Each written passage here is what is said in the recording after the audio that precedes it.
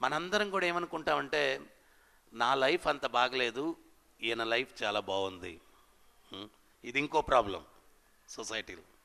నా లైఫ్ అంత బాగలేదు, ఈయన లైఫ్ చాలా బాగుంది. ఒక కాకి ఒక హంస దగ్గరికి వెళ్ళిందంట. హంస, నువ్వు తెల్లగా ఎంత అందంగా ఉన్నావు, చాలా సూపరు అని చెప్పి అనిందంట. అప్పుడు హంస అనిందంట, నేను అట్ట అనుకుంటా ఉన్నాను, కానీ చిలకను చూసిన తర్వాత నా ఆలోచన మార్చుకున్నాను. నేను తెల్లగా ఒకే ఒక రంగు కదా, చిలక ముక్కు ఎర్రగా ఉంటుంది, శరీరం అంతా పచ్చగా ఉంటుంది, అది ఇంకా నాకన్నా బాగుంటుంది అని చెప్పాను. ఈ కాక ఏం చేసిందంటే హంసను వదిలేసి చిలక దగ్గరికి వెళ్ళింది. చిలక చిలక నువ్వు చాలా అందంగా ఉన్నావు అని. చిలక అనిందంటే నేను కూడా అట్లాగే అనుకుంటున్నాను, కానీ నెమలిని చూసిన తర్వాత నా ఆలోచన మార్చుకున్నాను. నేను 2 రంగులే, నెమలి చాలా రంగులు, అది పుర్లు విప్పి నృత్యం చేస్తుంటే ఎంత సుందరంగా ఉంటుంది, నెమలి సూపర్గా ఉంటుంది.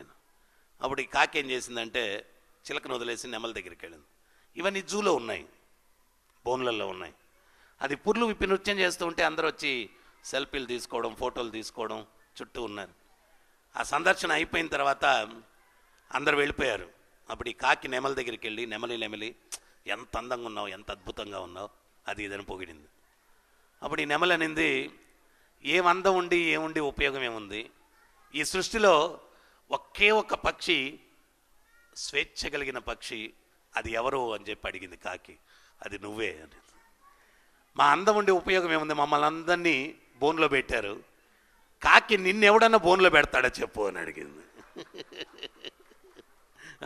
నిన్నెవడన్నా బోన్లో పెడతాడా, నీకుండే స్వేచ్ఛ మాకు లేదు. సో మనిషికి పదవులు, అందాలు, ఐశ్వర్యాలు పెరిగే కొంది బోన్ జీవితం. అవేవి లేనప్పుడు కాకిలాగా స్వేచ్ఛ, హ్యాపీ. కానీ కాకి అది రియలైజ్ కావట్లేదు, ఇవన్నీ గ్రేట్ అనుకుంటా ఉంది.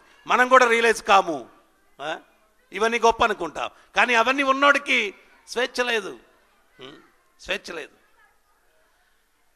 సో మనిషి స్వప్నంలో జీవించేదానికన్నా సత్యంలో జీవించడానికి ప్రయత్నించాలి. మనందరం స్వప్నంలో ఎక్కువ జీవిస్తూ ఉంటాం. సత్యం ఏంది అంటే, యథార్థం ఏంది అంటే, ఆత్మ ఆ భగవత్ చింతనలో ఆనందంగా ఉంటుంది.